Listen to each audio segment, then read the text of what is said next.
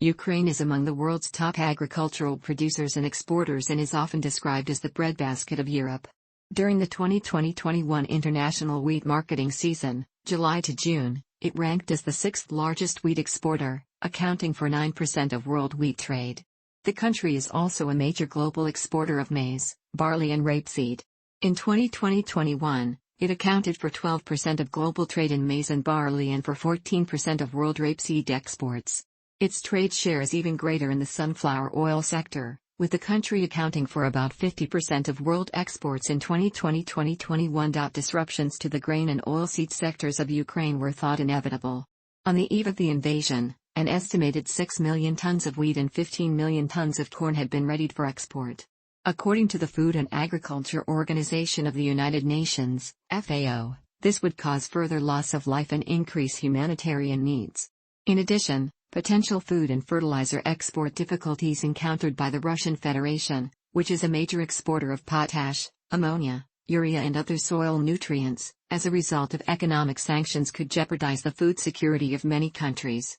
Rising natural gas prices are pushing agricultural fertilizer prices higher, contributing to increasing food prices globally.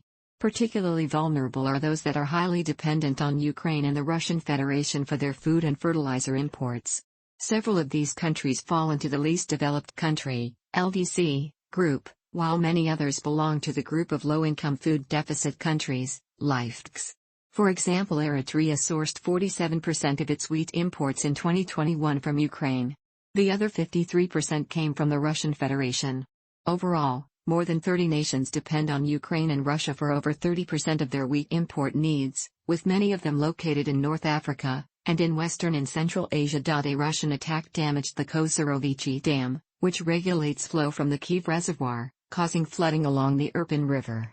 A Russian missile attack on Kyiv Dam on the Dnieper River was blocked by Ukrainian defenses. A breach could have triggered flooding of parts of Kyiv, damaged downstream dams, and threatened the Zaporizhzhia nuclear power plant. Russian forces blew up the dam on the North Crimean Canal, which Ukraine had erected to block water flow to agricultural lands in Crimea seized by Russia in 2014. Russians cut civilian water service as part of the siege of Mariupol. The Ukrainian Defense Ministry accused Russia of stealing hundreds of thousands of tons of grain from grain elevators and other storage facilities throughout occupied Ukraine, and transporting the grain to occupied ports for export.